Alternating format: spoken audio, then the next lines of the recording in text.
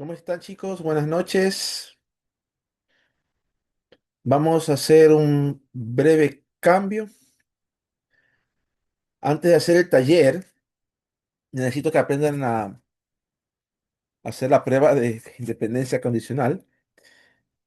En la clase pasada estuvimos hablando del tema, ustedes vieron un video de Paradoja de Simpson, y hablamos del tema de asociación condicional, que es nuestras primeras tablas de tres vías, donde teníamos la asociación entre dos variables, entre dos variables categóricas, tablas 2 por 2, pero estratificadas según una tercera variable, según una z.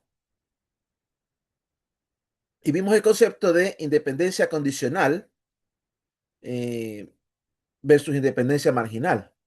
La independencia marginal solamente vemos x y y sin tomar en cuenta z. Se totaliza, por así decirlo, la tabla. Se saca la tabla marginal. Pero en la independencia condicional vemos la tabla x y por cada nivel de z. Entonces, hablamos de esos conceptos en la clase pasada, pero no alcanzamos a hacer la prueba de independencia condicional o la estimación de la razón de verosimilitud condicional y ese tipo de cosas. ¿Ok? Entonces, el día de hoy quiero hacer o mostrarles cómo se hace esa prueba. Quiero deducirla, llegarla. Bueno, no vamos a deducir todos los aspectos porque sería muy largo. Y el taller lo vamos a dar para el día martes. Entonces, el día martes vamos a hacer el taller que solemos hacer los días jueves. Entonces, y el taller va a incluir tablas de estratificadas, o sea, eh, tablas de X y Y dado Z, pero también no solamente quiero que incluyan una cosa descriptiva, ¿no? Quiero ya hacer de una vez la parte de las pruebas de independencia condicional, ¿ok? Entonces, para poder hacer esto, vamos a proceder de la siguiente manera. Para entender la prueba, vamos a ver, primeramente necesitamos conocer un poco la hipergeométrica.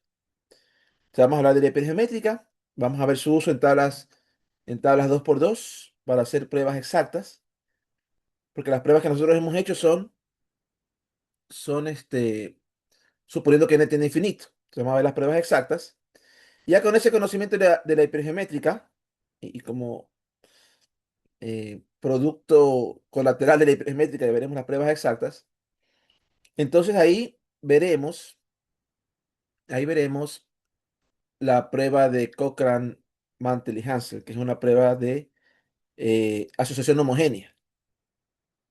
Y también veremos el estimador de, que ellos obtuvieron para la razón de verosimilitud homogénea, suponiendo a- asociación homogénea, ¿no? Entonces, ese es el plan para hoy día. El taller, que incluye esto que vamos a ver el día de hoy, la prueba, ¿no? E incluye un poco lo que el martes. El martes fue más conceptual, no fue para entender este asunto de las tablas de tres vías. Entonces, el taller lo hacemos el día martes. Entonces, vamos a hacer al revés en esta ocasión. El taller va a ser el día martes. ¿Ok? Vamos a comenzar hablando un poquito de la distribución hipergeométrica. Te dejé, no tengo mi pluma hasta el próximo jueves. Así que hoy día y el martes estaré utilizando Word para escribir en vez de la pizarra. Entonces tenemos la distribución hipergeométrica. ¿Cuál es la idea de la distribución hipergeométrica? Tenemos n, al cual le llamamos el tamaño de la población. Y nuestra población está compuesta por K mayúscula, el número de éxitos de la población,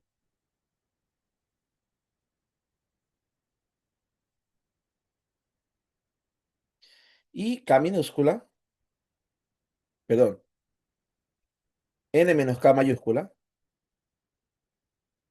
el número de fracasos en la población. Entonces, los elementos de la población se los puede clasificar en éxitos y fracasos. ¿Ya? Entonces, K son éxitos y N menos K son fracasos. En la distribución hipergeométrica tomamos muestreo, hacemos muestreo sin reemplazo. Si fuera muestreo con reemplazo, tendríamos la binomial. Pero como vamos a hacer muestreo sin reemplazo, tendremos la hipergeométrica. Entonces, en la hipergeométrica, eh, n minúscula es el tamaño de la muestra. Tamaño de la muestra. N minúscula es el tamaño de la muestra. ¿Ok? Entonces, tenemos una población de tamaño n mayúscula y tomamos al azar em, n minúscula en nuestra muestra. ¿Ok? Bien. Estoy compartiendo Word, ¿no? Sí, sí, estoy compartiendo. Muy bien. Ya. Em, y ahora definimos la variable aleatoria X, número de éxitos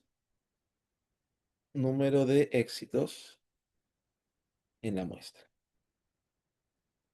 Número de éxitos en la muestra. Entonces, este no lo sabemos de antemano.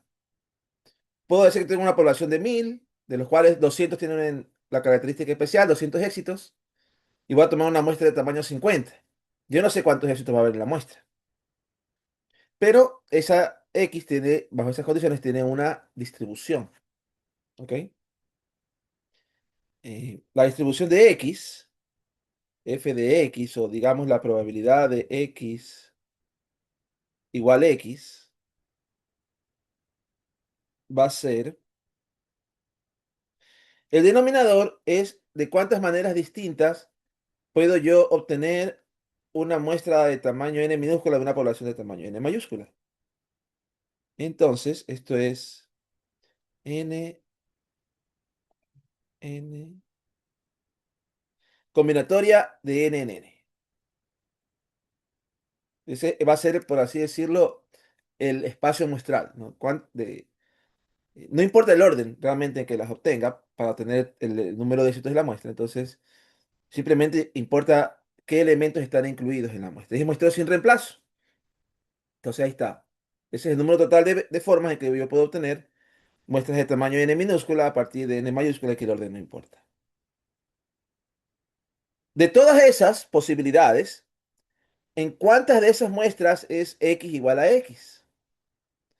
Para que eso ocurra,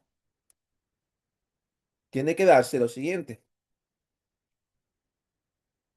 Em, X minúscula tendrán que venir de los éxitos. Si la probabilidad de X mayúscula igual a X minúscula, tengo que esos éxitos de la muestra tendrán que ser tomados de los éxitos de la población. Y el resto de la muestra, el resto de la muestra tendrá que ser tomado, el resto de la muestra tendrá que ser tomado de los fracasos de la muestra n menos x, tendrán que ser tomados de los fracasos de la población. ¿Sí? Y esta es la distribución geométrica. Normalmente le dibujo, hago un cuadrito, que es la población, dibujo un círculo que tiene los K éxitos, o K elementos con una característica especial, y dibujo otro círculo que representa la muestra y se intersecta con los éxitos, ¿no? Entonces, X es la intersección, ¿ya? Pero como no tengo mi pluma, no tengo ahorita para hacer el dibujito. Pero ustedes tienen la idea, ¿no? Entonces, esta es la distribución hipergeométrica. Pregunta para ustedes. ¿Cuáles son los posibles valores de X? ¿Cuáles son los posibles valores de X? Pregunta para Eh, ceros y uno. 0 y 1. Nada más. Hasta n, no sé. ¿Qué dice Ronald? Hasta N. Hasta N. No sería hasta acá, porque, o sea, por la combinación que no, el de abajo no puede ser mayor. O sea, no sería N, sino, vamos a tachar S, sino K. ¿Quién tiene la razón, N o K? N, vamos a poner aquí o K. N o K. ¿Cuál mismo es? Ok, vamos a indagar. Si yo tengo, si yo tengo que tengo una población de tamaño 10, tengo una muestra de tamaño 5, perdón, tengo una población de tamaño 10 de la cual 5 son éxitos y tengo una muestra de tamaño 3. Pregunta es, ¿puede X valer 4?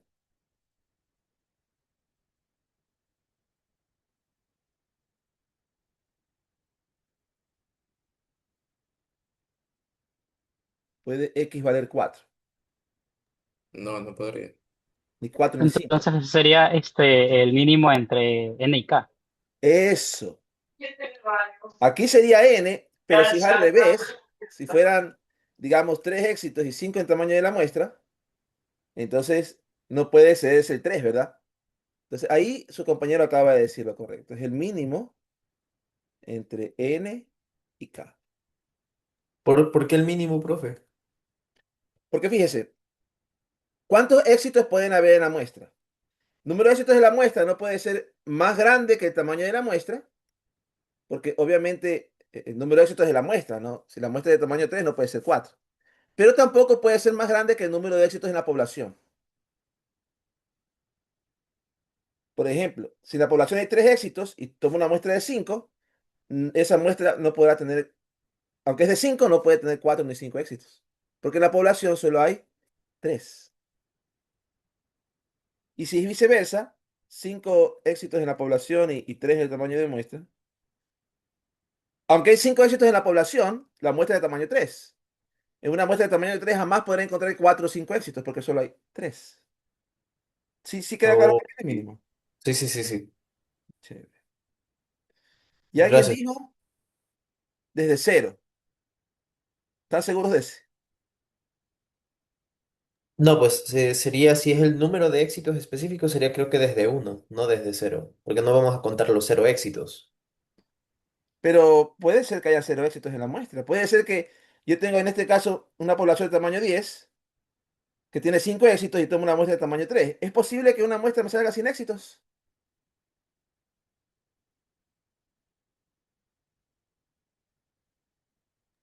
Claro, Puede puede haber pasar. una muestra que no tenga éxitos.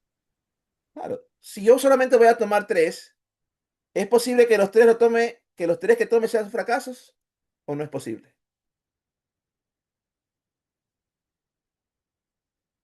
¿Qué dice usted?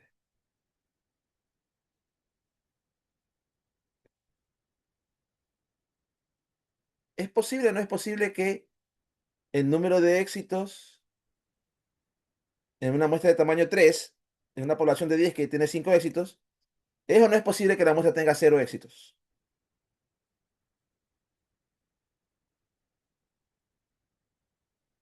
Sí es posible. Si no le pone cero, en ese caso, las probabilidades no van a sumar a uno, porque sí es posible que sea cero. Ahora, la pregunta es, ¿siempre será cero? En mi, siempre podrá X. Menos uno, no, pues no puede haber menos un éxito en la muestra, ¿no? Eso no tiene sentido. Pero, ¿será que siempre será el cero el valor mínimo?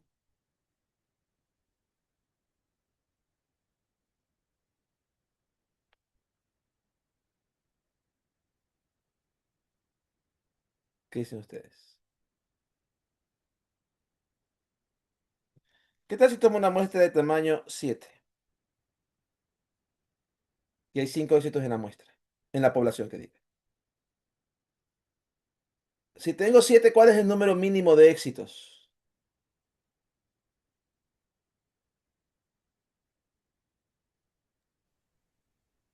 Si tengo 5 éxitos en la población y tengo una muestra de 7, ¿verdad? Sí, ¿Cuál es el número mínimo de de éxitos éxitos en en la la muestra. muestra? 5. Ah, no, no, perdón. Este, ¿no serían 2? 2. ¿Por qué 2? No es el complemento, ¿no? No sé. ¿Complemento de quién? O sea, yo resté 7 menos 5, por eso dije 2. Ah. Porque fíjese, para usted tener 0, tendría que los 7 ser fracasos. Pregunta, ¿hay 7 fracasos en la muestra, en la población? No. No. Entonces, no es posible tener 7 fracasos, porque en la población solo hay 5 fracasos, hay 5 éxitos y 5 fracasos. Eh, para obtener uno, para obtener un éxito, sería necesario que el resto de la muestra sean 6 fracasos, pero no hay 6 fracasos en la población. Entonces, mínimo, en este caso sería mínimo 2, pero en el otro caso era mínimo 0, ¿no? ¿Puede volver a explicar, profe, por favor? Ya, El por qué era 2. mire, tiene una muestra en la población son 10 elementos, de los cuales 5 son éxitos y 5 son fracasos. Esa es su población. 5 éxitos, 5 fracasos. Voy a tomar una muestra de tamaño 7, ¿ya? Si el número de éxitos en la muestra es 0, eso querría decir que el número de fracasos es 7, porque el número de fracasos en la muestra, vamos a poner esto acá, n menos x es el número de fracasos de la muestra. Número de fracasos de la muestra. Ya, entonces, para obtener 0 éxitos, tendrían que los 7 ser fracasos, pero en mi población no hay 7 fracasos. En mi población solo hay 5 fracasos. Entonces, 0 no es posible que el número de éxitos de la muestra sea 0. Tampoco es posible el 1, porque si hubiera un éxito de los 7, los 6 restantes tendrían que ser fracasos. Pero en esta población no hay 6 fracasos. ¿Cuántos fracasos hay? Vamos a poner aquí. N Ok. menos K es igual a 5. Ya, ya, ya, ya, ya. Sí, ¿Ya? sí, sí. Tiene que ser mínimo 2. Ok, Porque 2 ok. éxitos serían 5 fracasos y eso sí hay. Sí, es posible. N menos K es igual a 5 en este caso. ¿Sí? Entonces, a veces es 2, a veces es 1, a veces es 0. ¿Cómo sabemos para el caso general? Básicamente tiene que ver con las cotas que tenemos para el número de éxitos y el número de fracasos. ¿No? El número de éxitos en la muestra debe ser menor que el tamaño de la muestra. El número de éxitos de la muestra debe ser menor que el tamaño de la muestra y que el número de éxitos en la población. Por eso es que va hasta el mínimo entre N y K. Por otro lado, el número de fracasos en la muestra debe ser menor que el tamaño de la muestra y que el número de fracasos en la población. ¿Ok? Si estamos con eso, número de éxitos en la muestra tiene que ser menor o igual, mejor dicho. Vamos a poner aquí menor o igual. Acá, menor o igual. Sí, no me puedo exceder, el número de éxitos en la muestra no se puede exceder ni el tamaño de la muestra ni el número de éxitos en la población. Y el número de fracasos no se debe exceder ni de el tamaño de la muestra ni el número de éxitos en la población. Ahora, que tengo aquí. Este de aquí diga que X siempre es menor o igual que N y X siempre es menor o igual que K. Y por eso tenemos que basta el mínimo entre N y K. Pero el lado de acá, ¿qué me dice? El lado de acá me dice que X, perdón, N menos X, el número de fracasos en la muestra, debe ser menor o igual que el número de fracasos en la población. Y vamos a poner primero, debe ser menor o igual que el tamaño de la muestra. Y N menos X debe ser menor o igual que el número, la costumbre del látex, menor o igual que el número de fracasos en la población. Ahí está. Número de fracasos en la muestra debe ser menor o igual que el tamaño de la muestra y el número de fracasos en la muestra debe ser menor o igual que el número de fracasos en la población. ¿Estamos con esa idea? ¿Comprendemos por qué? Sí, ya. Entonces, esto último implica,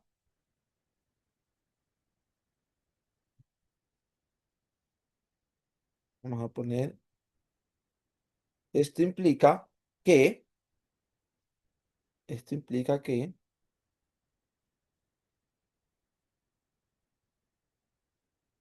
en esta, las n se cancelan y queda menos x menor o igual que cero y básicamente implica x mayor o igual que cero. Y, o sea, aquí, si usted hace, ¿no? N se va, queda menos x menor o igual que cero, por ende, x mayor o igual que cero. Y acá no se va nada. Acá no se va nada. En este que queda, si x que está restando lo paso al otro lado a sumar, y el n mayúscula que está sumando lo paso a restar, y el menos k que está restando lo paso a sumar, me quedaría que x tiene que ser mayor o igual que n más k y menos n. N más k. O sea, decir que el número de fracasos en la muestra es menor o igual que el número de fracasos en la población, el x que está restando lo pasa acá a sumar para que quede en el lado mayor o igual. El n que está sumando lo pasa a restar, el k que está restando lo pasa a sumar y quedaría eso.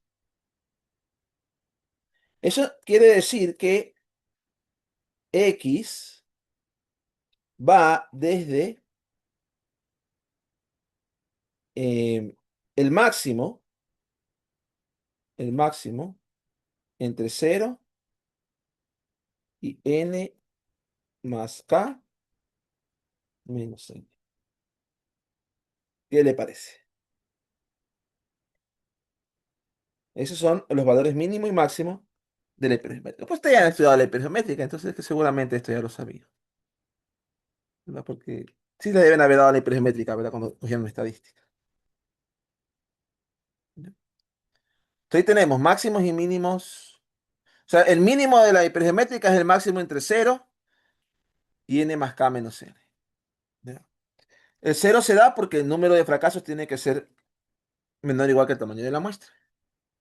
Y la única manera que eso ocurre es si x es mayor o igual que cero. Pero también tiene que ser mayor o igual que n más k menos n. Entonces, si esto da negativo, y esto suele ser negativo porque muchas veces las poblaciones son grandes, entonces lo más probable es que x vaya desde cero. Pero si tengo un gran número de éxitos cercano al tamaño de la muestra, perdón, al tamaño de la población, y tengo una muestra un poco más grande que esa diferencia, entonces, un poco más pequeña que esa diferencia, entonces, perdón, un poco más grande, ahí va a dar el positivo aquí, ¿no? Pero esto de aquí generalmente es negativo. ¿Ya? Entonces, ya comprendemos ahorita un poco la hipergeométrica. La hipergeométrica se parece en muchos sentidos a la binomial. ¿Cuál es el valor esperado de la hipergeométrica? ¿El valor esperado en la binomial cuál es? ¿Me recuerdan? Una binomial con número de tamaño de muestra n y probabilidad de éxito pi. ¿Cuál es el valor esperado de la binomial? ¿Alguien se N por acuerda? pi. N pi. Ya. Sí. Entonces, aquí es n por la probabilidad de éxito. ¿Y cuál es la probabilidad de éxito? N por la probabilidad de éxito, que es K dividido para N. ¿Qué le parece? K dividido para N. Entonces, en ese aspecto, se parece mucho a la binomial. Ese aspecto se parece mucho a la binomial. ¿Qué de la varianza? La varianza de X es igual. La varianza de la binomial era n pi por 1 menos pi, ¿no? O sea, n por la probabilidad de éxito por la probabilidad de fracaso. Aquí va a ser algo parecido. N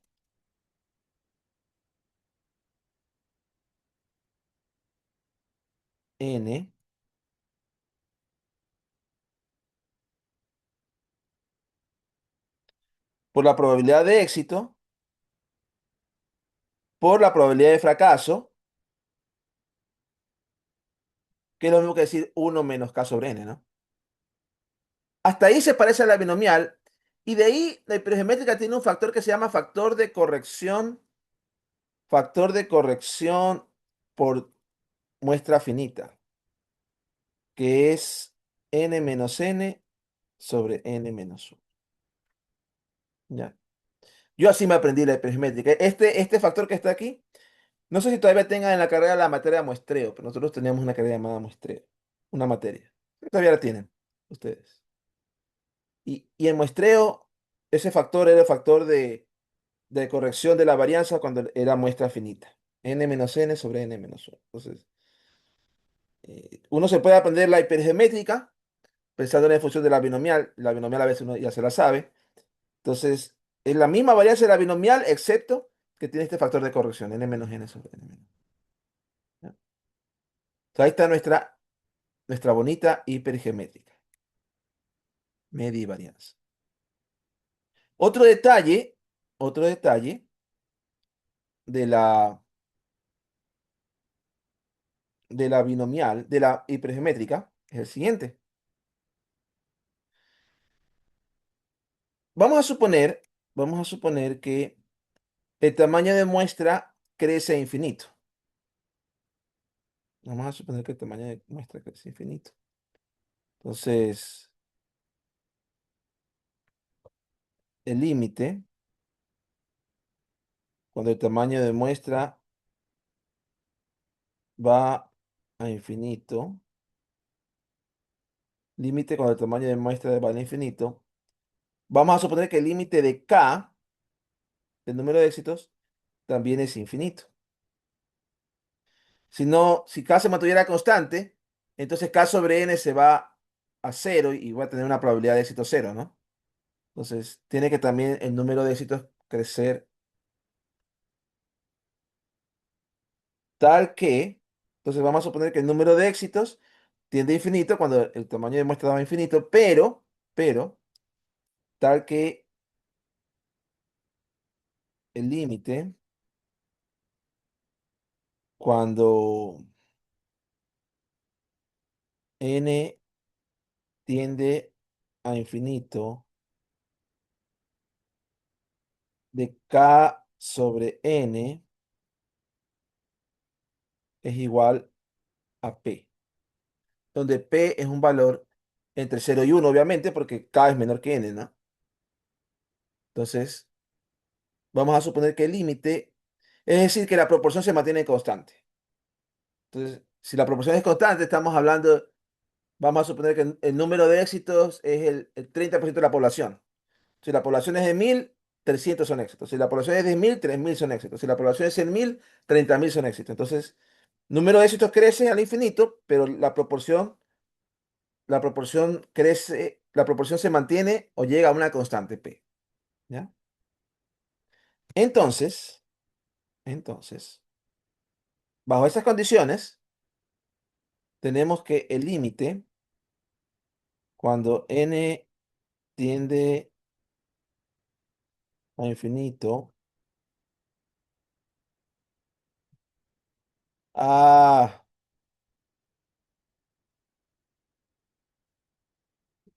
me fui con mi amigo látex.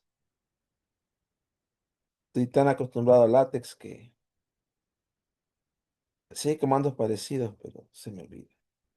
El límite cuando n tiende a infinito de esto, voy a copiarlo y de una tela. Dame la clase tranquilo, no seas intensa. Ese límite, ¿sabe cuánto es ese límite?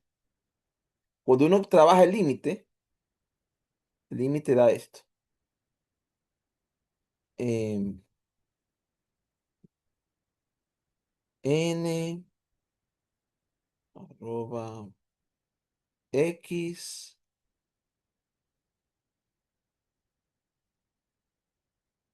por p elevado a la x por 1 - p elevado a la n - x. Ahí está. Entonces, y eso uno lo puede demostrar. En algún momento me senté a hacer esa demostración. No toma mucho tiempo, pero me tomaría unos 10 - 15 minutos adicionales que no tengo para poder darles lo que quiero darles, ¿no? Entonces, y aparte que este solamente lo digo como un dato interesante, que el límite de la hipergeométrica, cuando el tamaño de la población tiende a infinito, es el de una binomial. Porque prácticamente cuando la población es muy grande, el muestreo sin reemplazo casi que queda igual que el muestreo con reemplazo. Aquí este K sobre n va a tender a p, entonces va a quedar el valor esperado np. Acá va a quedar np por 1 - p. Y este, cuando n mayúscula tiende a infinito, y n, el tamaño de muestra se mantiene constante, esto tiende a 1, pues, ¿no? Esto tiende a 1, ¿ya? Y claro, el límite de la binomial es la Poisson. Y el límite de la Poisson es la normal. Entonces, ya, ahí la normal la para. ¿Ok? Pero la hipergeométrica se puede aproximar con la binomial cuando el tamaño de muestra es muy grande. ¿Ok? Bueno, ya conocemos un poquito de la hipergeométrica. Y con ese conocimiento de la hipergeométrica, vamos a compartirles una pequeña diapositiva que tengo por aquí. Espérenme, déjenme. Es que si comparto el PDF y después cuando pongo pantalla gigante no se comparte la pantalla gigante. Ya me pasaba. Ok. Pruebas exactas. ¿Qué son las pruebas exactas?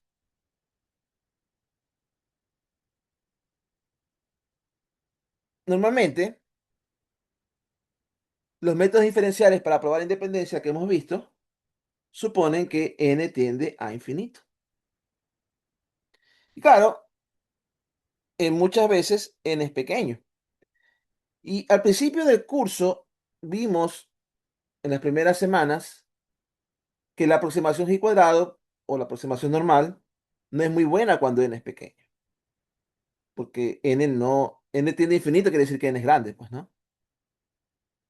Entonces, cuando n es pequeño, es necesario utilizar métodos exactos. Los métodos exactos suelen requerir algoritmos con problemas de explosión combinatoria, es decir, es un poco más difícil hacer los cálculos.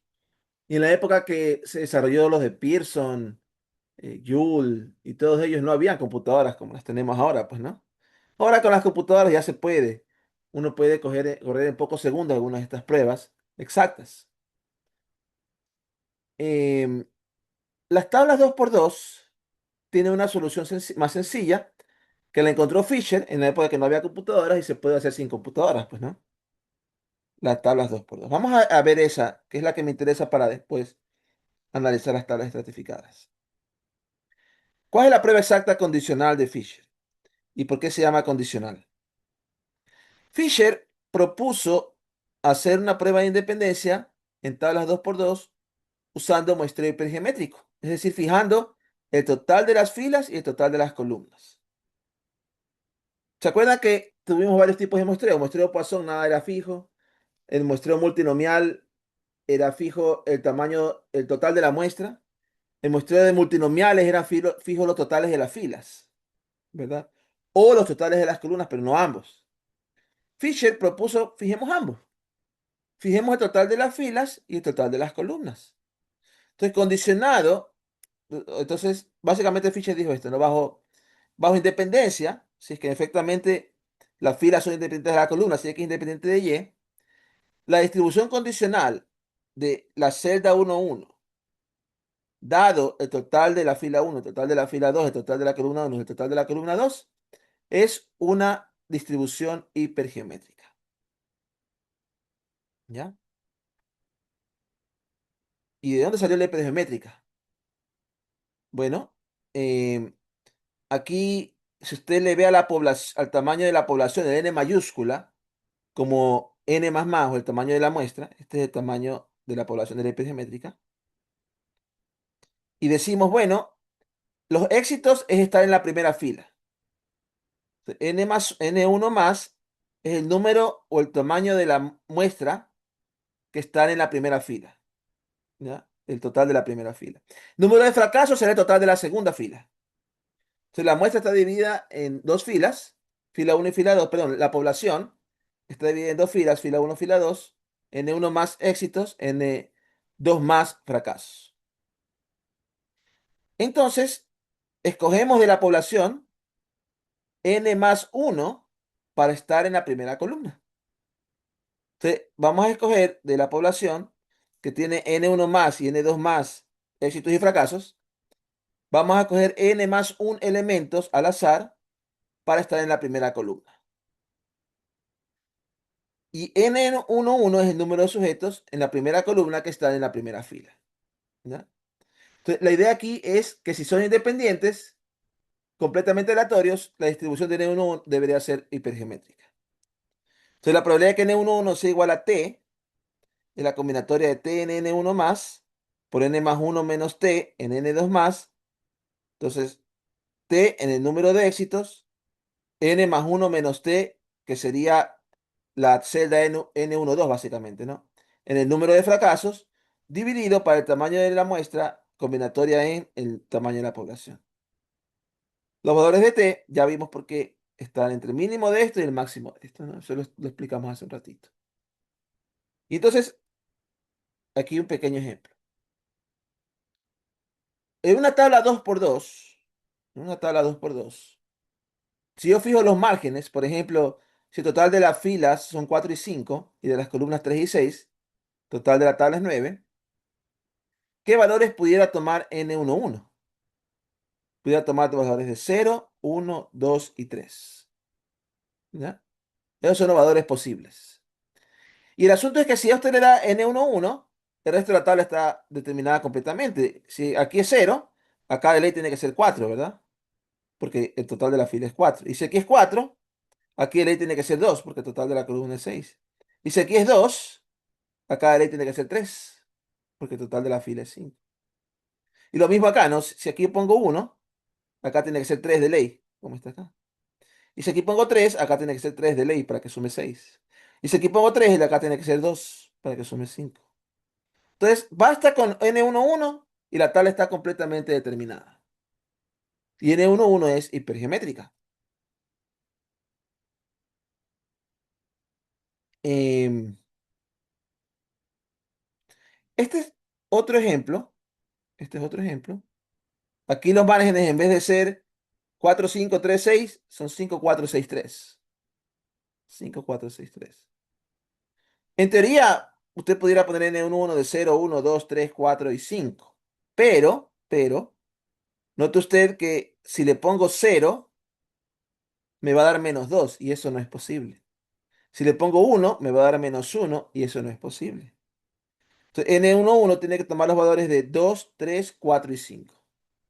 Esos son los posibles valores. 2, 3, 4 y 5. ¿Ya? Los de acá no son posibles. 0 y 1 no es posible que tomen, ¿verdad? Porque si aquí es 0, acá tiene que ser 5. Pero si aquí hay 5, ya no pueden sumar 3, ¿no?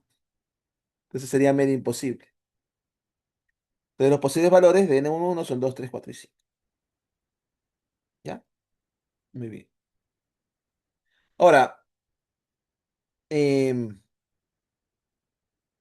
pensemos un momento en la razón de posibilidades estimada. Teta sombrero es n11 por n22 dividido para n12, n21. El asunto es que aquí nos dimos cuenta en estos ejemplos que si usted me da n1, n11, la tabla está completamente definida porque los márgenes son fijos, ¿verdad? Los totales de filas y de columnas son completamente fijos. Estamos condicionando en que esos son conocidos de antemano. Al ser fijos, si usted me da n11, yo puedo encontrar n22. Será n2 más menos n más 1 más n11. Puedo encontrar n12, n1 más menos n11. Y puedo encontrar n21, n más 1 menos n11. Entonces, todos estos dependen de n11, ¿no? Y a la hora de derivar, tiene que usted usar eso. Aquí tiene la derivada de una división. Entonces tiene que hacer la derivada de una división. Y en el numerador tiene una multiplicación. Tiene que hacer la derivada de una multiplicación. Si usted hace eso, le hace la derivada de la multiplicación, etcétera, etcétera, etcétera. Aunque sabe que más fácil, para hacer más fácil es derivar el logaritmo de teta. Porque la derivada del logaritmo de teta eh, con respecto a n11 sería 1 sobre teta sombrero por la derivada de teta sombrero con respecto a n1.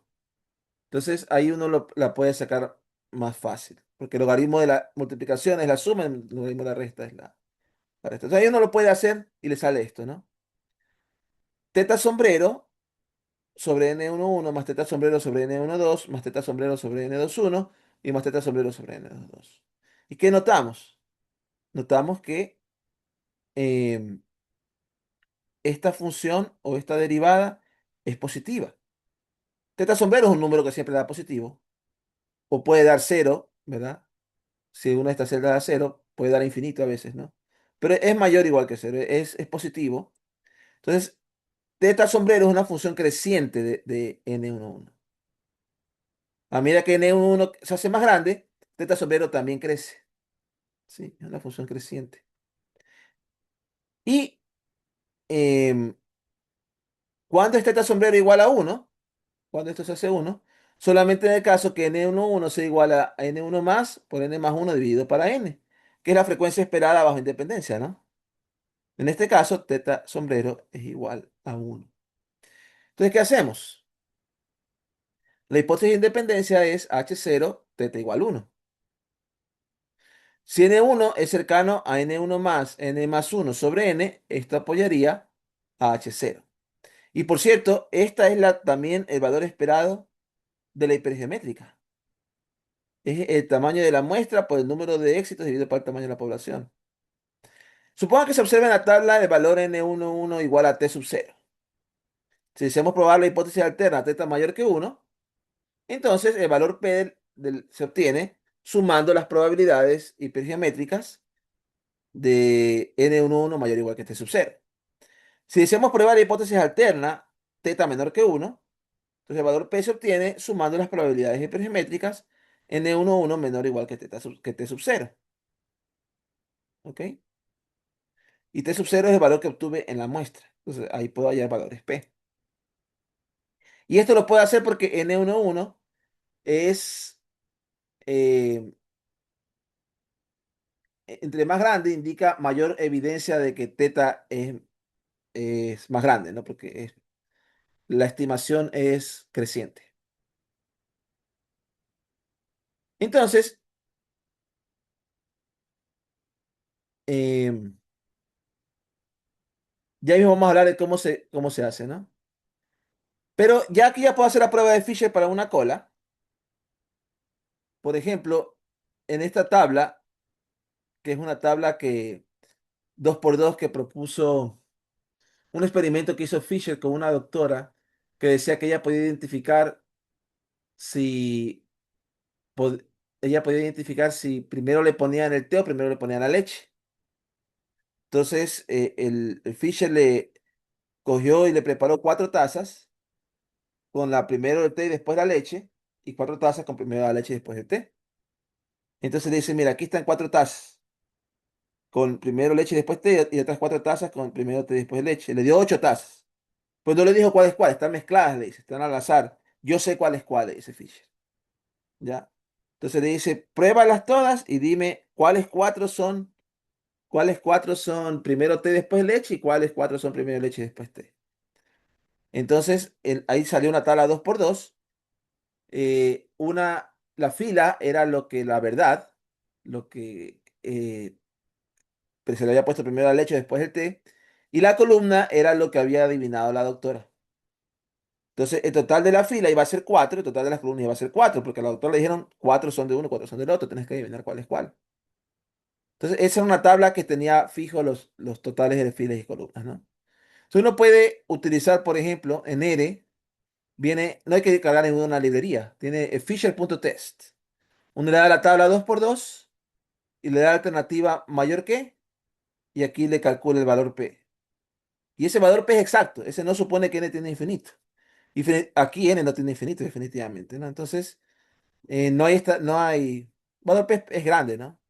No hay, em, no hay evidencia de que teta sea mayor que uno. No hay evidencia de que teta sea mayor que uno. El intervalo incluye al uno, ¿no? El odds ratio es 6. A pesar que es tan grande, puede ser por azar. Aquí están las probabilidades hipergeométricas de 0 a 4 que puede tomar n11 con márgenes 4, 4. ¿De dónde salió el punto 24, 29? Es la suma de estos dos. Porque el valor P, como aquí se obtuvo 3, el valor P sería la probabilidad de que n11 sea mayor o igual que 3. Punto 22 más punto 0,1 es ya el valor P, que era punto 24. ¿Ya? Ahora, este que está aquí, tiene la hipótesis diferente no de una cola, sino la hipótesis de 2 colas, diferente de uno. Por eso hace un intervalo de confianza aquí. Pero este sí da valor P.04. Aquí sí hay algo de evidencia de que no son independientes, aunque el intervalo del 95% de confianza incluye al uno. Ese intervalo que está aquí es aproximado. No es un intervalo, perdón, no es aproximado. El intervalo que da Fisher Test me parece que es el de Clopper-Pearson. Bueno, perdón, no de Clopper-Pearson, porque este es para teta. Pero no es usando ya me acordé. Este que da aquí utiliza un método asintótico, suponiendo que n tiene infinito. Pero el valor P lo hace con el método exacto. Cuando la prueba es de 2 colas, teta distinto de uno, hay varias maneras de calcular el valor P, ¿no? Puede ser el, el cálculo el método de mínima verosimilitud, suma de ambas colas, todas las probabilidades que sean menores o iguales a la probabilidad del valor observado. El método central calcula el valor P como el doble de la probabilidad de la cola más pequeña. Que esto funciona en la normal porque la normal es simétrica, pero no funciona en una epidgeométrica porque la epidgeométrica puede ser asimétrica, ¿no? El método de Blaker, el método de Blaker calcula el valor P, aquí está la forma, ¿no? Dependiendo de si la probabilidad de ser mayor o igual es menor que la de ser menor o igual, entonces ahí va una cosa, si es al revés, va otra. ¿Ya? Y no me quiero meter mucho en esto porque quiero volver después a lo que nos interesa, que es las tablas estratificadas. Un problema de la función de Fisher test es que el intervalo de confianza no es la inversión de la prueba. El valor P, calcula el valor P para 2 colas según el método de mínima verosimilitud, este de acá. El intervalo de confianza que calcula es una inversión de la prueba que calcula el valor P según el método central, es decir, el método de aquí. Este de aquí, es que el de acá es más difícil de invertir. Entonces, el de aquí lo invierte, ¿ya? Esta mezcla produce resultados inconsistentes. Yo alguna vez me puse a investigar cómo es que lo hace. Me puse a ver el código fuente y ahí vi cuál es, ¿no? Ahí pude ver. Si tiene la librería exact 2x2, Fisher exact, Fisher exact, eh, da otro intervalo distinto al que dio la otra función, ¿no? Este sí da, no contiene al uno, es más consistente con esto. Fisher exact, ¿ok? Usando el método de mínima verosimilitud. Pero también uno le puede pedir que le dé el método central y ahí vemos por qué sale este intervalo que salía antes, ¿no? Entonces, el Fisher exact de la librería exact 2x2 sí funciona bien. El Fisher exact que viene, el Fisher test que viene cargado por default en R, hace un método para el valor P y otro método para el intervalo de confianza. Entonces, eso hay que tener cuidado, ¿ya? Mejor usar la librería exact 2x2. Y tenemos también el exact 2x2 Blaker exact, que es el método de Blaker, ¿no? Para hacer esto. ¿Ok? Aquí hay otro ejemplo con otros datos. Una tabla ahí que está ahí con 12, 61, 1, 26. ¿Ya? Y este ejemplo es para explicar los métodos, ¿no? Eh, por ejemplo, el método de mínima verosimilitud dice, ajá, y que el tamaño de la población es 100, el número de éxitos 73, el número de fracasos 27, tamaño de la muestra 13. Entonces, tengo una población de 100 con 73 en la primera fila y 27 en la segunda fila. He fijado las filas y las columnas. De estas de 100 voy a tomar 13 para estar en la primera columna. Y de este tamaño de muestra de 13, 12 resultaron estar en la primera fila, ¿no? Entonces, el estadístico de prueba aquí es 12. Claro, puede tomar hasta 13, ¿no? Entonces aquí están todos los posibles valores, 0, 1, 2, 3 hasta 13. Esto es con poca probabilidad. Los de acá con más probabilidad, ¿no? Entonces, mire, ¿qué observé? Observé 12. Ese es mi T sub 0, 12. Entonces, hago una línea horizontal en 12 y miro todas las probabilidades que sean menores que 12. Y ese va a ser mi valor P. Sumo todas estas probabilidades que sean menores que 12. Entonces, probabilidad de N1 mayor o igual que 12 van a ser menores o iguales que 12 por acá. Y del lado de acá, probabilidad de N1 menor o igual que 7. Y este es un buen método para calcular un valor P de dos colas, ¿no? Note que acá solamente sumo dos probabilidades y del lado de acá sumo 8 probabilidades en total, ¿no? Entonces, hay algunas más. El método central, en cambio, ¿cómo funciona el método central? El método central coge aquí la probabilidad de N1 mayor o igual que T, que es como la uno menos la acumulada, ¿no? Entonces, no es uno menos la acumulada porque eso daría la probabilidad de ser mayor que T. Este es mayor o igual que T. Entonces, mira, aquí está la probabilidad. ¿Qué leí o qué me dio? Me dio 12. Aquí me dio 12, ¿no? Entonces, el método central dice, bueno, si aquí te dio 12, coge todas las probabilidades de ser mayor o igual que 12 y multiplícalas por 2 y ya está tu valor P. Eso es lo que me dice el método central. En cambio, el método de Blaker, ¿qué es lo que hace? El método de Blaker dice, ok, te salió 12, también utiliza la probabilidad de N1 mayor o igual que T. Hagamos la probabilidad de N1 menor o igual que T. Tengo aquí la de mayor o igual que T y la de menor o igual que T. Entonces, el método de Blaker dice, mira, coge de la de mayor o igual que 12 y mira acá en la de menor o igual alguna que esté por debajo de esta. La primera que está por debajo de esta es la de aquí, menor o igual que, que 6. ¿Ya? Menor o igual que 6. Ojo, menor o igual que 7 es acá arriba. Menor o igual que 7 ya está por encima de esta probabilidad. Entonces, Blaker, esta es una forma gráfica de hacer Blaker, que a mí se me hace más fácil, ¿no? Pero esta es la fórmula también si la desea. ¿Ok? Muy bien. Em, Ahí está Fisher Exact, usando tabla, método central, Blaker Exact.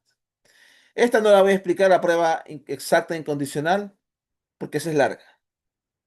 Y no me sirve ahorita para lo que les quiero enseñar, que es las tablas estratificadas. Pero les dejo ahí con esa curiosidad. Yo tengo un video de YouTube donde explico cómo se hace y es mucho más larga, ¿no? Y sí hay cómo hacer en R y eso. ¿Ok? Muy bien. Ahora sí, estamos listos para hacer, para hacer la prueba. Estamos listos para hacer la prueba que les quiero enseñar. La prueba que les quiero enseñar se llama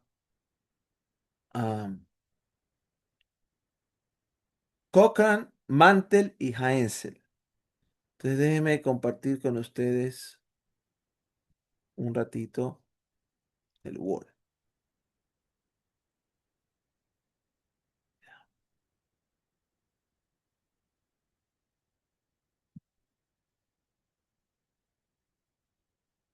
Muy bien. Prueba de Cochrane, Mantel, Hansel. Hansel y Gretel. Cochrane, Mantel, Haensel. Me falta una letra. Haensel. Haensel. Ahí sí, Z, S, Z. Y Cochrane sí lo escribí bien, ya. Ok. Entonces, la prueba de Cochrane, Mantel y Hansel para tablas, en tablas, en tablas 2 por 2 por K. Esta prueba, en tablas 2 por K, esta prueba tiene vamos a decir, este procedimiento prueba. Se prueba. Es que iba a decir esta prueba, este procedimiento prueba la hipótesis nula de asociación homogénea, de asociación homogénea. Es decir, H sub 0,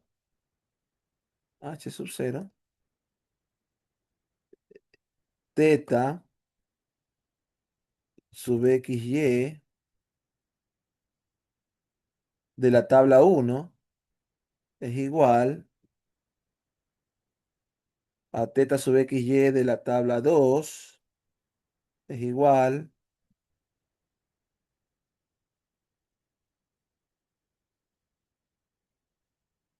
es igual a teta sub XY de la tabla K. Esa es la hipótesis nula de asociación homogénea. La alterna es que no todas son iguales, ¿no? Al menos una es distinta. Pero esa es la hipótesis nula, este procedimiento. Prueba la hipótesis nula de asociación homogénea. ¿Ya? Entonces, ¿cómo lo hace? Él lo hace algo así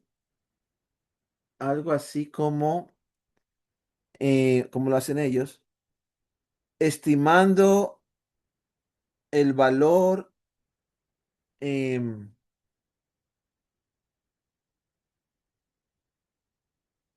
queremos independencia condicional. Entonces, lo hace utilizando la hipergeométrica, parecido al procedimiento de Fisher, pero para cada tabla, por así decirlo. Ya, para cada tabla. Entonces, en independencia condicional, bajo H0, bajo H0,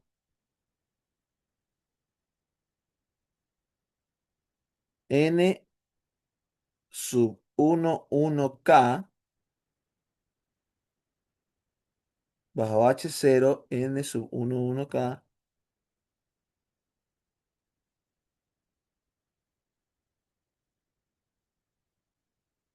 Vamos a poner mejor así. La distribución condicional de n sub 1, 1k dado los márgenes, dado n sub 1, dado los márgenes de la tabla. N sub 1, 1 más k,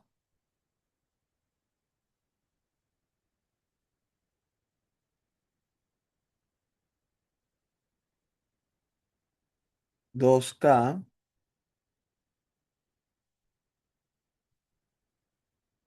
más 1 y más 2. Es decir, dado el total de las filas, de las dos filas de la tabla K y de las dos columnas de la tabla K, la distribución condicional de N1, 1K es hipergeométrica. Hipergeométrica. ¿Ya? Con población, con población N más K, num- con población, número de éxitos N sub un 1 más K, número de éxitos N sub 1K, número de fracasos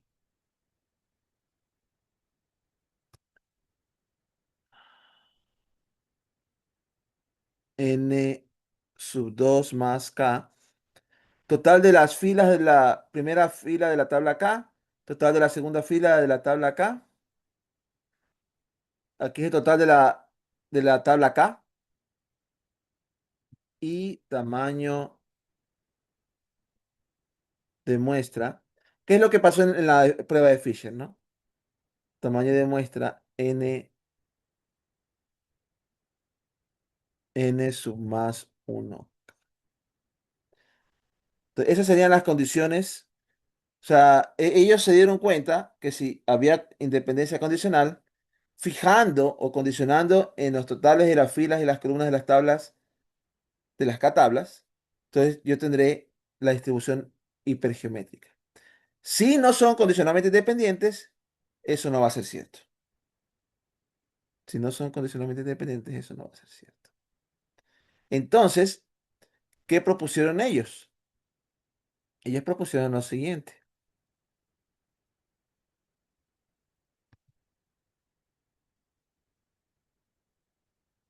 Am,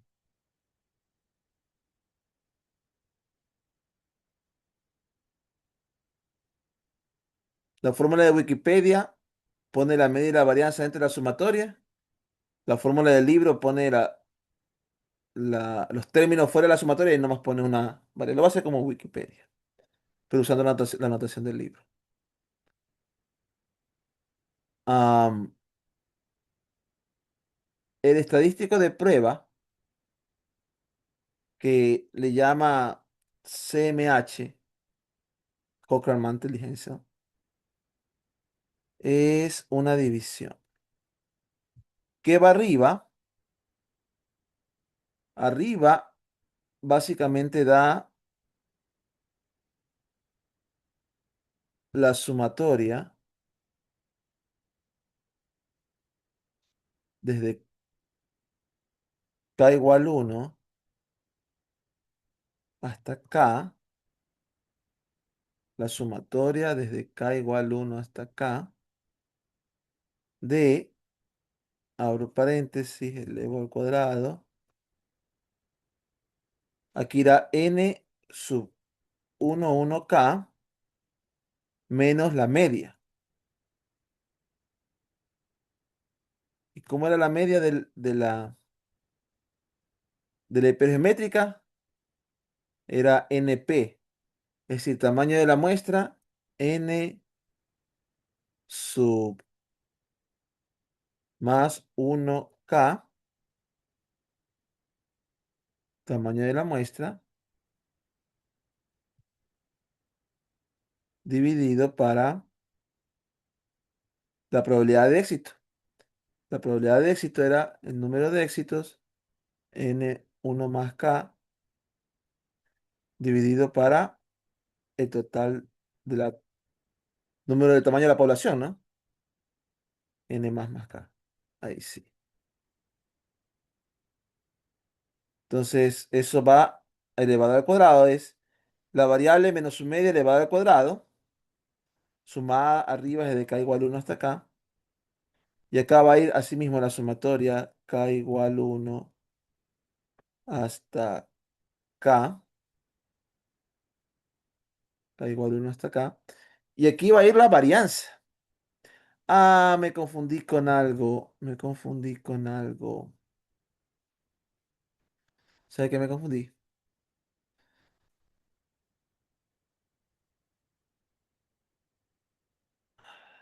Pam. Borró todo, profe, no. Casi. No hay que elevar al cuadrado cada término. Hay que elevar al cuadrado la suma. Uno suma eso y eso lo eleva al cuadrado. Ah, espéreme.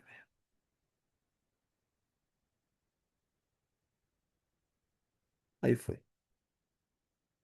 Ahí sí. Elevado al cuadrado. Cuidado que si se han equivocado estudiantes anteriormente y han elevado al cuadrado aquí cada término.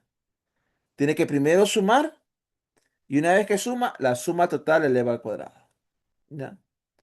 Entonces, cada variable menos su media dividido para la suma de las varianzas. La suma de las varianzas. La suma de las varianzas. Ya en antes vimos cómo era la hipergeométrica, ¿no? La hipergeométrica, la varianza era el tamaño de la muestra, n más 1K, la probabilidad de éxito. Uy, uy, uy.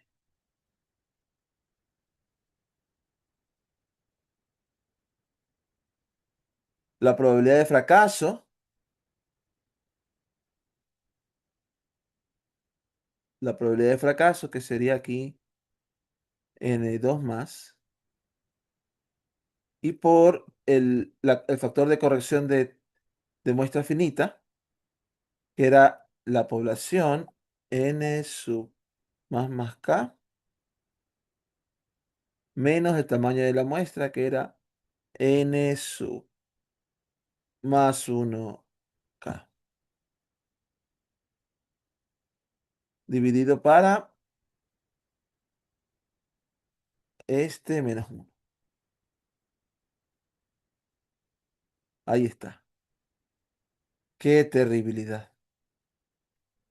Qué terribilidad. Pero esa es la fórmula. Esa es la fórmula. ¿No? Eh, yo así me la aprendí porque eh, la única razón por la que me acuerdo es porque me sé la varianza de la binomial y sé el factor de corrección. Entonces es cuestión de identificar cuál es el tamaño de la población, cuál es el número de éxito, cuál es el número de fracaso y cuál es el tamaño de la muestra. Ya. La fórmula no la van a encontrar así ni en el libro ni en Wikipedia. En el libro y en Wikipedia tienen, y yo voy a poner aquí las dos. Voy a poner la otra para que vean la simplificación que se da. Primero, para comenzar, tengo un solo denominador. ¿Ya? Entonces, como aquí tiene n más k y n más k, aparece realmente al cuadrado. Entonces, el de acá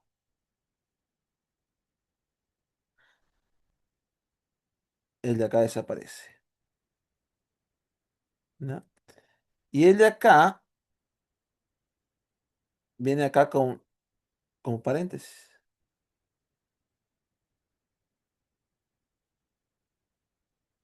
Entonces ya se desaparece el de acá.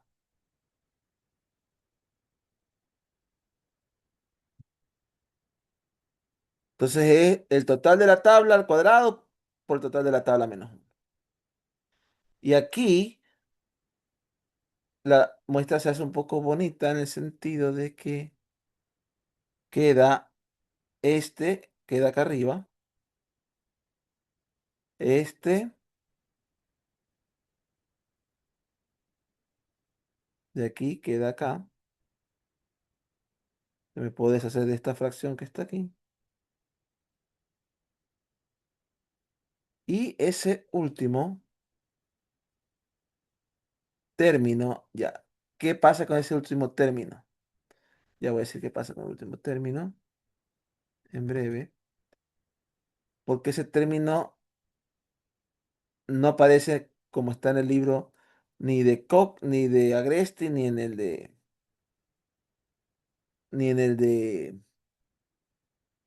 Agresti. ¿Cuál es el otro? Agresti y en Wikipedia también, el otro que estoy viendo, ¿no? Este último término, el total de la tabla menos el total de la primera columna de la tabla K, es realmente el total de la segunda columna. ¿Sí se da cuenta ese detalle? Este n más k menos n más 1k viene siendo n sub más 2k.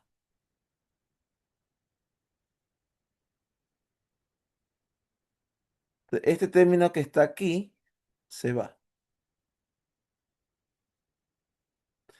Y esa fórmula me gusta porque básicamente esta varianza tiene en el numerador los totales de las filas multiplicados por los totales de las columnas y dividido por el total de la tabla al cuadrado por el total de la tabla menos 1. ¿Ya? Es más, como si las tablas son grandes, algunos en vez de poner aquí menos 1, le ponen n más k al cubo, porque este de aquí suele ser similar al de acá, ¿no? Pero no es necesario hacer eso. Entonces, esa es la prueba que ustedes van a utilizar el próximo martes en el taller que van a hacer. Esta, ¿ya? Esa de ahí. Am, ya mismo les hago una pequeña muestra de cómo se hace, ¿no? Pero básicamente, em, y aquí también esta se suele poner acá arriba, ahí. No, ahí, y ahí sí. Entonces, básicamente, a cada primera celda, la celda 1 de cada subtabla, de cada subtabla 2 por 2, se resta el total de la fila de la subtabla por el total de la columna de la subtabla, dividido para el total de la tabla. Vamos a poner al revés aquí, así. Total de fila por total de columna dividido por el total de la tabla. Se suma para todas las subtablas de ese valor y se eleva al cuadrado. Y luego acá abajo se divide para una cantidad que es la suma de. Para cada subtabla se multiplican todos los márgenes, totales de filas y columnas, y se divide para el total de la tabla al cuadrado por el total de la tabla menos. Entonces, em, haciendo eso, haciendo eso, calculamos el estadístico de la prueba. ¿Ya? Quisiera hacer un ejemplo para ver cómo es, ¿no? Quisiera hacer un ejemplo para que le vean en acción. ¿Ya?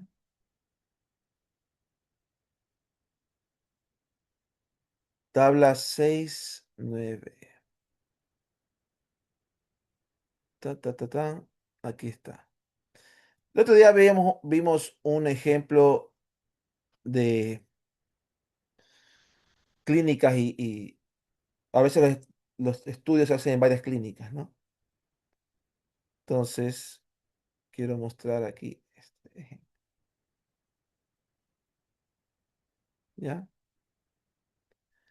Este fue un estudio clínico que se hizo en 8 centros. 8 centros. Llámese centros, consultorios, hospitales o alguno, pero son 8 centros de salud. ¿Ya? Y en cada una hay una tabla 2x2. En cada una se le administró un fármaco y se registraron los éxitos y los fracasos. Y también hubieron los controles, ¿verdad? Éxitos y fracasos. Entonces, por ejemplo, aquí podemos ver que 36 personas recibieron el fármaco y acá 37 el control. Acá en el segundo centro médico, 16 recibieron, 20, perdón, 20 recibieron el fármaco y 32 estuvieron en control, ¿ya? Y así sucesivamente, 8 centros médicos. Así como deben hacerlo cuando tengan este tipo de exámenes médicos, porque puede ser centro, puede ser doctor, eso va a introducir un efecto, que si no lo controla puede llegar a conclusiones erróneas. Fíjense que en el primer centro, el loss ratio, el teta, 1.19. 11 por 27 dividido para 10 por 25, 1.19. En el segundo centro es 1.82. Tercer centro, 4.80. Cuarto centro, 2.29. Cinco centros infinitos. 6 por 12 dividido para 0 por 11. Y claro, para poder hacerlo tendríamos que, ¿se acuerda la corrección por continuidad? 0.5 a cada uno y ahí le sale un valor, ¿no? Pero ahí está. El centro último, el octavo, solamente puso 6 en el fármaco y 7 en el control. Quizás era un consultorio pequeño. Y a lo mejor el de acá era un centro médico más grande. No, no sabemos, ¿no? Pero están los 8 centros, ¿no? Cuando las tablas son pequeñas, las tablas son pequeñas, tienden a haber estos ceros, ¿no? Y eso provoca infinitos o ceros en los ratios. ¿Qué está calculado aquí? Aquí está calculado las medias y las varianzas de N11 bajo la hipótesis nula, ¿ya? Por ejemplo, aquí N11 es 11. ¿Cuánto yo esperaba algo a la hipótesis nula? 11 más 25 es 35. Vamos a hacer por lo menos un par de estos, ¿ya? Vamos a hacerlo para la primera tabla. 11, 27, 25, 10. 11, 25, 10, 27. Entonces, vamos a ver en esa primera tabla, ¿ya?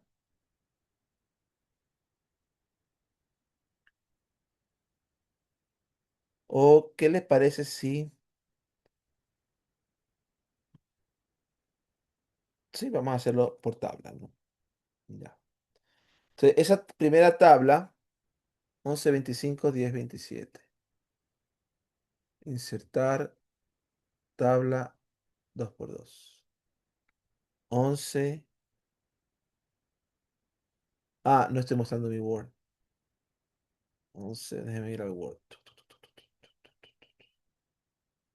Estaba trabajando en Word y me estaban viendo. 11, 25. 11, 25, 10, 27.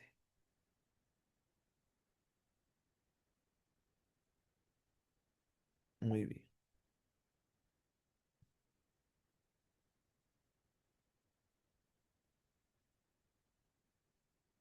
Ya. Entonces, N11 aquí es 11, ¿verdad? Para esta primera tabla.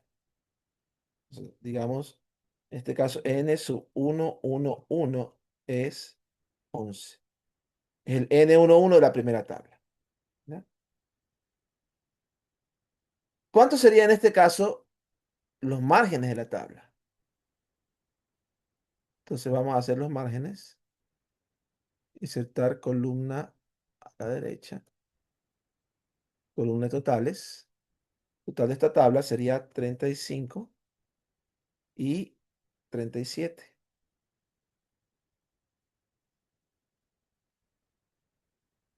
Fila de totales 21, 52 y total de la tabla sería 72, ¿verdad? Entonces, para esta tabla, el término de la media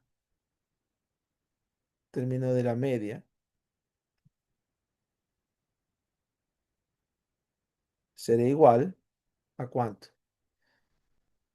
A sobre B, ya. 35 por 21, total de la fila, total de la columna, dividido para 72. ¿No? Voy a coger una calculadora. 35 por 21 dividido para 72. 10.2833333. 10.28333. Eso me dice la calculadora. ¿Ya? Ese va a ser el término aquí de esta. El otro término, digamos, este término que está aquí, es para la tabla uno. Tabla uno, tabla uno, uy, tabla uno. Entonces el n1 más de la tabla uno, n más 1 de la tabla uno, n más de la tabla uno, da eso.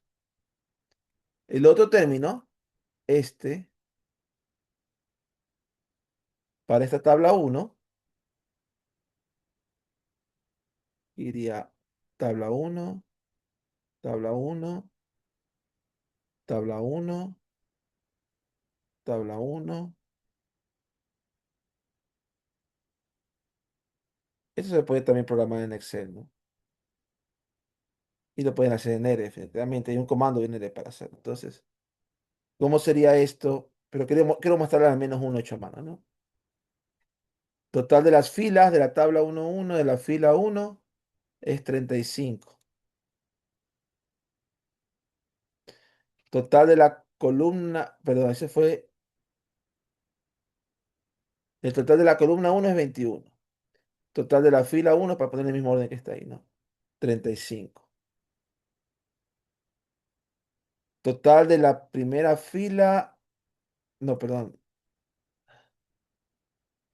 lo he puesto en desorden. N más uno es primera columna. N1 más es primera fila. N2 más es segunda fila. 37. Y N más 2 es segunda columna. 52. La cosa es que tiene que poner todos los márgenes. 21, 52, 35, 37. Sea como sea el orden que los ponga. Dividido para 72 elevado al cuadrado. Multiplicado por o times 71. ¿Ya? Y eso es lo que voy a poner ahorita en la calculadora. Voy a poner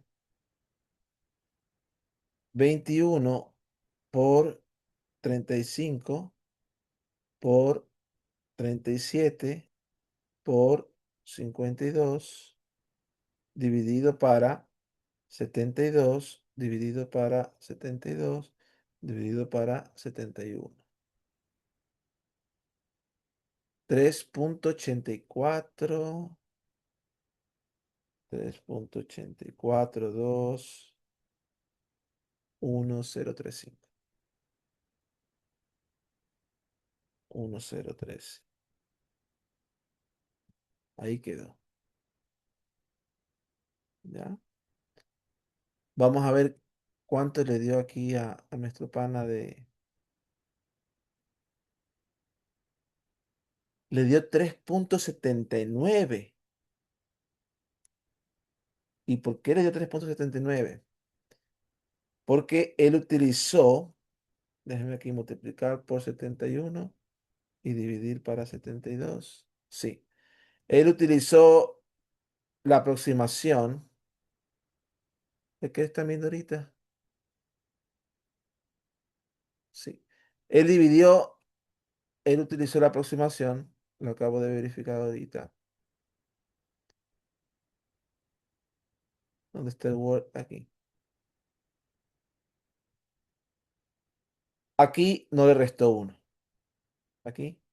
Él puso 72 al cubo simplemente. 72 al cubo. Lo cual ya da algo bastante aceptable, ¿no?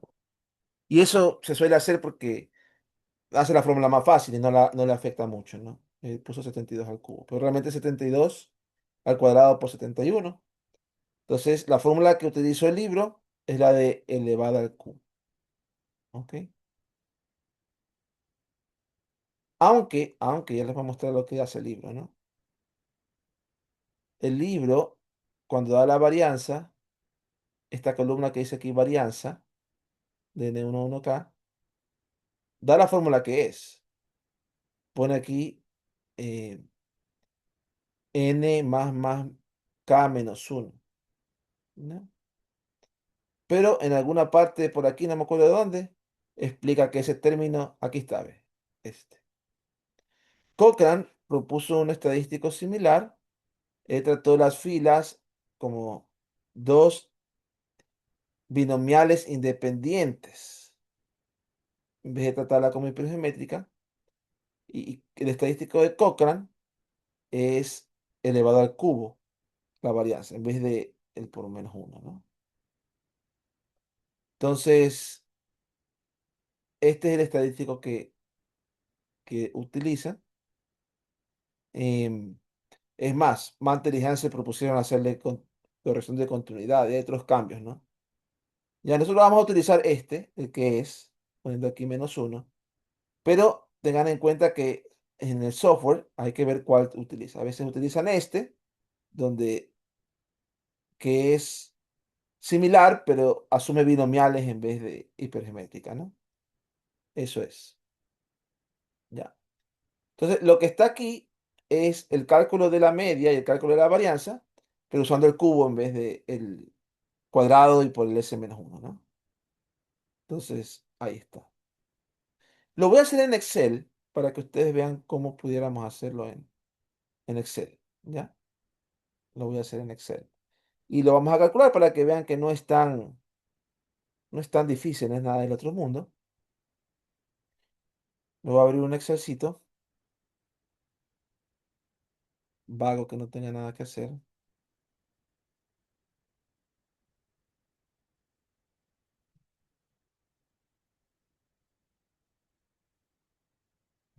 Entonces, vamos a poner aquí. Voy a poner la tabla 2 por 2, pero las voy a poner como una tabla de una sola fila, ¿no? Profe, ¿está compartiendo otra cosa? Yo solamente veo el PDF, por si acaso. Ah, comencé a trabajar en Excel, perdón. No, no vi el Excel. Sí, sí, ya lo voy a compartir. Ok. Entonces, puse fármaco, unido celdas aquí, control, unido celdas. Aquí voy a poner éxito, fracaso. Esta es la primera. Te voy a poner aquí la primera fila de la tabla y la segunda fila de la tabla, ¿no? Así, ese es el orden que voy a poner. 11, 25, 25, 10, 27, 11, 25, 10, 27, 11, 25, 10, 27, 16, 4, 22, 10. Voy a poner un poquito más grande para beneficio de ustedes. 16, 4, 22, 10, 14, 5, 7, 12, 5, 7, 12, 2, 14, 1, 16, 2, 14, 1, 16, 2, 14, 1, 16, 6, 11, 0, 12, 6, 11, 0, 12. Ahí voy a poner aquí centro. 1, 2, 3, 4, 5, 6, 7 y 8. Muy bien. Centro 6, 1, 10, 0, 10, 1, 10, C, C, 0, 10, 1, 4, 1, 8, 8 y 4, 2, 6, 1. 4, 2, 6, 1. Aquí vamos a poner la razón de verosimilitudes, teta, que sería N1 por n2,2 dividido para n1,2 por n2,1. Ahí está. 1,18, 1,82, 4,8, 2,29. División para cero, lo cual da infinito. 2 y 0,33. Ya. Pudiéramos poner o hacerlo la versión con corrección de continuidad, ¿no? Teta con corrección. La versión con corrección de continuidad sería de aquí poner más 0,5, acá poner más 0,5, acá poner más 0,5 y acá poner más 0,5. Se agrega 0,5 a cada celda. Y note que da casi lo mismo, ¿no? Este es casi igual a este. No son iguales, pero son similares. Pero aquí ya dio algo, ¿no? 14,3. Ahora, estos de 14,3 que están grandotes, 4, son también con muestras bastante pequeñas, ¿no? Me gustaría poner aquí, am, ya, vamos a poner am, totales filas. Fila uno, fila 2. Totales filas, fila uno y fila 2. La fila uno va a ser éxito más fracaso del fármaco. Y la fila 2 éxito más fracaso del control. Tal fila. Total columna uno y 2. Aquí va el total de los éxitos. Y acá va el total de los fracasos. Y el total de la tabla, vamos a ponerlo como la suma de estos cuatro. 73. Claro, estos da 73 sumados y los da que también da 73, ¿no? Entonces, pam, pam, pam, pam, pam, pam, pam. Ahí está. Muy bien. Entonces ya con eso puedo yo calcular las medias, las varianzas, etcétera, ¿no? Por ejemplo, para la media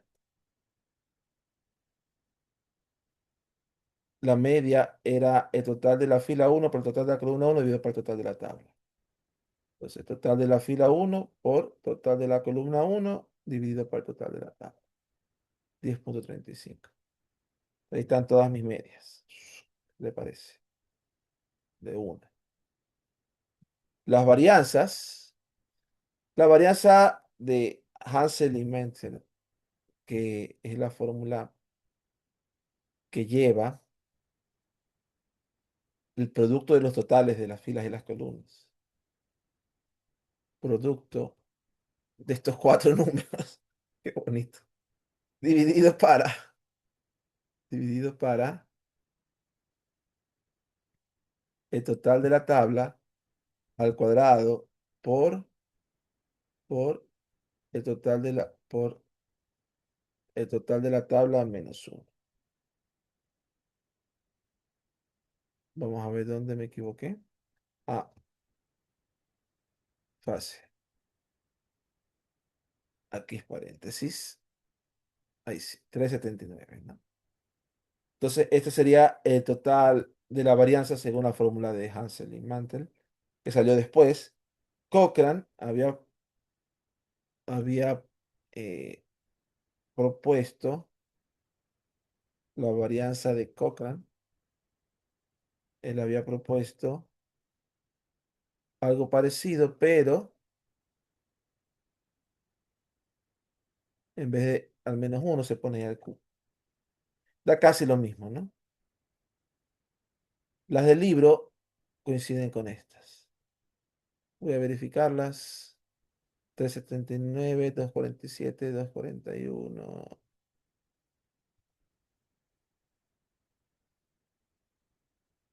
247, 241. Ah, no, sí coinciden con estas, las del libro. Sí coinciden con estas. Pero esta es la otra, ¿no? Que a veces calcula la de Coca. Sí, sí está bien. 1461, 105, 145. De pronto me equivoqué antes que usé la calculadora, pero bueno. Ahí tenemos, ya vamos a usar solamente la varianza de Coca. De Hansel y Mantel. Nunca puedo decir los nombres de estos dos. Ok, entonces ya tenemos ahí. Y ahora para el estadístico, N11 está aquí, ¿no? Está en la columna B. Entonces para el estadístico, el numerador y el denominador. Para el numerador vamos a coger B3, que es N11, y le voy a restar la media. Y esto lo voy a sumar. Esto lo voy a sumar. Para el denominador, el denominador es simplemente la varianza, ¿no? Es la suma de las varianzas. Te voy a sumar las varianzas.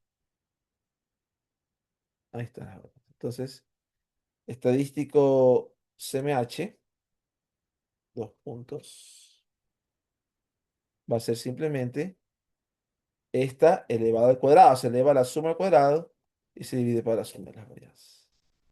6,38. 6,38. Ahí está. Muy bien. Ahora, ¿cómo interpreto el estadístico de prueba? Buena pregunta. Em, Resulta, y eso me olvidé de decirles, volvamos a Word,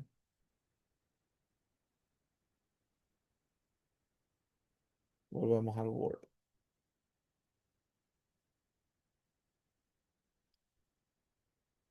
Ya. Me olvidé de decirles, bajo la hipótesis nula. La hipótesis nula da de que asociación homogénea, ¿no? Bajo la hipótesis nula, este estadístico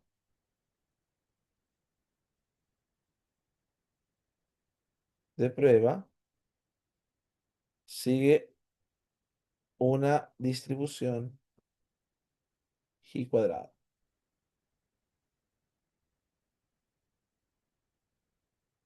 Cuando el tamaño de la muestra tiende a infinito. Bajo HCR, este estadístico de prueba sigue una distribución G cuadrado cuando el tamaño de la muestra tiende a infinito. ¿Cuánto nos salió el estadístico? Salió 6,38. G cuadrado con un grado de libertad es ¿cuánto? 3,84, ¿no?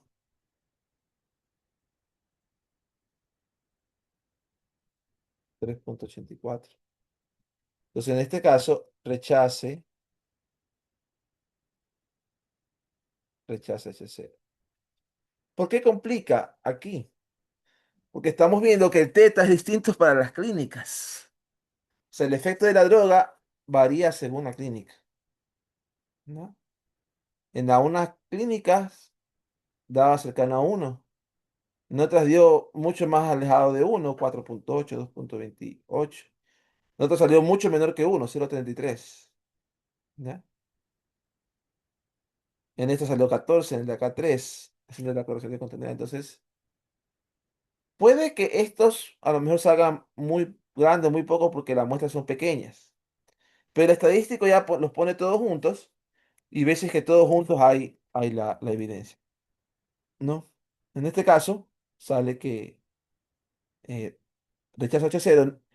Hay evidencia estadística, vamos a escribir eso. Hay evidencia estadística de que la asociación entre la droga, entre el fármaco y el resultado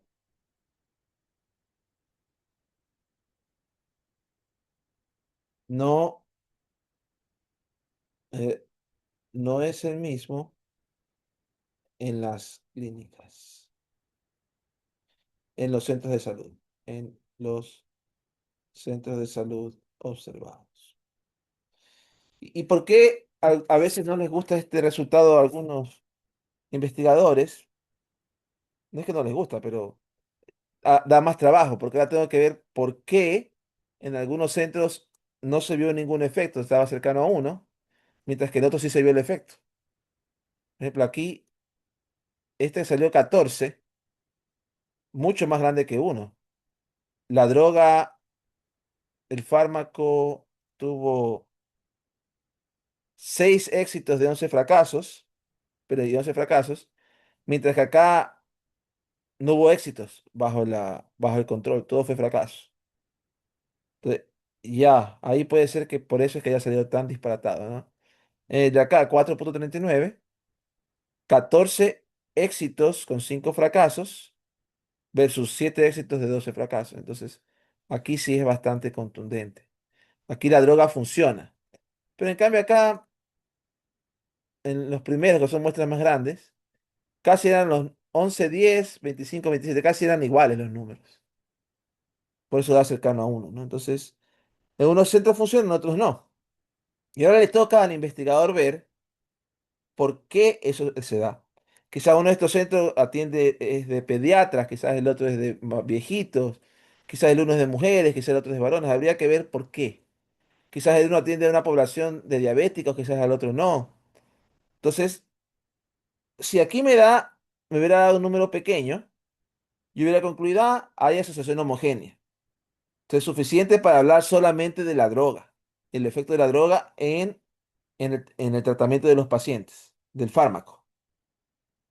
Pero cuando no hay asociación homogénea, le complico la vida, le complico la vida al investigador o al equipo de investigación.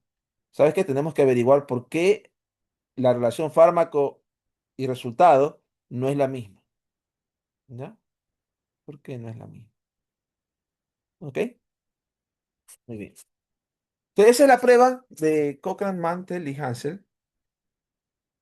Para terminar la clase de hoy y el martes, como les dije, hacemos el taller. Vamos de nuevo al Word. En este caso, concluimos, concluimos que no hay asociación homogénea, ¿verdad? Pero ¿qué tal si hubiéramos concluido que sí hay asociación homogénea? Si sí hay asociación homogénea, ¿cómo estimamos, cómo estimamos la razón de posibilidad común? Por la paradoja de Simpson, no puedo coger y calcular de la tabla marginal, porque de la tabla marginal puede ser distinta al de las asociaciones parciales. Vimos ayer eso en el ejemplo de la clínica, ¿no? En la clase de martes. En la clínica uno era uno, en la clínica 2 era uno, pero en la asociación, en el margen era 2. Entonces no puedo usar la tabla marginal.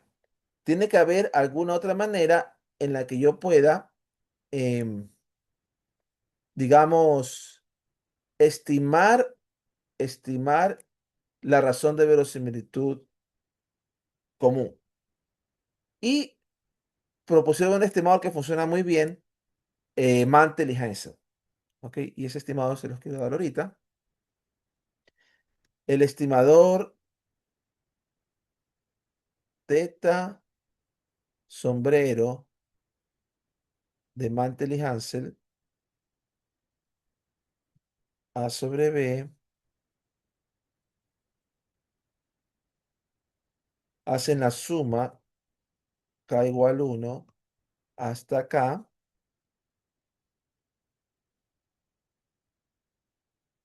de. Aquí normalmente uno hace N11 por N22 dividido para N12 por N21, ¿no? Ese es el típico. Aquí vamos a hacer algo así, pero vamos a hacer esto, ¿no? Am, Voy a tener aquí una A sobre B. Vamos a tener N11K por N22K, pero le vamos a dividir para N más K. Es decir, vamos a coger a multiplicar en cada subtabla, en cada tabla parcial, el elemento 1, 1 y el elemento 2, 2. ¿Ya? Y le vamos a dividir para el total de la tabla.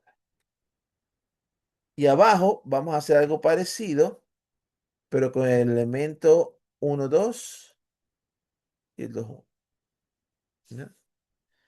Entonces, en vez de ser simplemente N11 por N22 dividido por N12 N21 de la tabla marginal, para poder obtener el de la tabla, el común, suponiendo que son iguales, ellos quisieron desarrollar un estimador bajo la restricción de que tenían que ser iguales. Y entonces ahí desarrollaron su estimador. ¿Ya? Entonces es parecido, sino que hay que dividirle a este para n el total de la tabla y sumar para todas las tablas y obtengo el numerador. Para el denominador es el n12 por n21 de cada tabla, pero dividido para el total de la tabla. ¿Ya? Y eso es lo que ellos hicieron. Ahora, si usted lo trabaja, usted sabe que N11K dividido para N más K es como una estimación de N11 de la tabla K. ¿Ya? Entonces, si usted lo trabaja un poquito, lo puede dejar ahí, ¿no? Pero también usted se puede dar cuenta que esto es igual. Mire, esto es igual. Pum, pum, pum, pum, pum, pum, pum, pum, pum, pum, pum, pum, pum, a eso por pi sub 1 dado K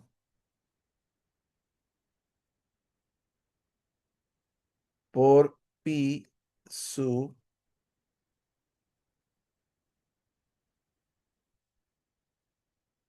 pi sub 2 dado K. Y esto, tum, tum, tum. Eso no es fácil no es difícil de probar que diga. Y aquí irá 2 1 y 1 2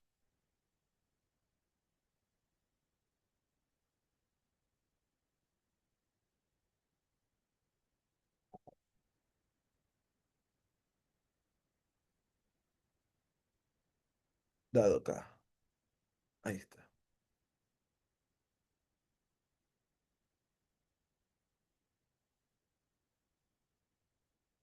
Y acá 2 1 que quedó ese paréntesis ahí sin querer. Aquí 1 1 y acá 2. Entonces, normalmente yo haría pi 1 1 pi 2 2 sobre pi 1 2 pi 2 1 para la razón de verosimilitud. Pero en este caso, lo que estoy haciendo es el numerador de la razón de verosimilitud, pi 1 1 dado k por pi 2 2 dado k, lo estoy ponderando según el tamaño de la tabla. Este estimador le da mayor ponderación a las tablas más grandes y menor ponderación a las tablas más pequeñas, y aquí se estima el numerador. Pero no tengo pi, sino que tengo es pi sombrero. Pi sombrero. ¿Ya? porque no es pi, porque no tengo pi. Si conociera pi, ya no necesito hacer esto.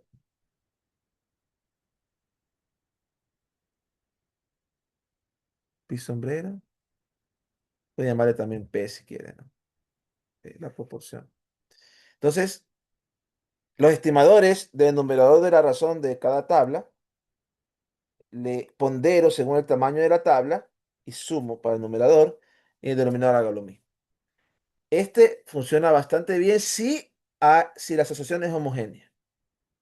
Y entonces, para probar independencia condicional, tendría que, una vez que haya probado que sí es asociación homogénea, porque si hay asociación homogénea, entonces este estimador es válido, ahora tendría que probar a ver si el teta verdadero es uno o no es uno, ¿no? Pero ya eso lo dejamos, no lo vamos a hacer. Pero esa es la prueba de independencia condicional, no, en este caso de asociación homogénea, concepto que vimos el martes, y cómo poder estimar el S. Si ese teta da cercano a uno, entonces no solamente es asociación homogénea, pero también es independencia condicional. Acuérdense que independencia condicional es asociación homogénea, donde todos los tetas comunes es uno. Y el hecho que sea asociación homogénea no quiere decir que la misma asociación va a ser para la marginal, porque tenemos la paradoja de Simpson. ¿Ya? Bien, chicos, hasta ahí la clase de hoy. El día martes hacemos el taller sobre lo que vimos martes y jueves de esta semana. ¿Ok? Y espero ya tener las calificaciones también para el día martes y veremos. Eso es todo por hoy, chicos. Muchas gracias. Que tengan buenas noches. Que descansen. Un abrazo. Chao. Profe, ¿puede por favor subir la grabación de esta clase para verla el fin de semana y estudiar por el taller del martes, porfa? Yo la voy a subir. Sino que a lo que termino la clase se comienza a hacer, tú has visto en Zoom que lo procesa, ¿no? Y a Claro. veces yo me quedo dormido y ya la veo al día siguiente. Así que mañana voy a tratar de acordar. Ya, está bien, profe, no se Si no lo he preocupe. hecho hasta el mediodía, mándame un mensajito por el grupo de WhatsApp, ¿ya? Ya, chévere, ok, yo lo Bueno, hago. nos Gracias, vemos. profe. Chao, chao. Gracias, profe.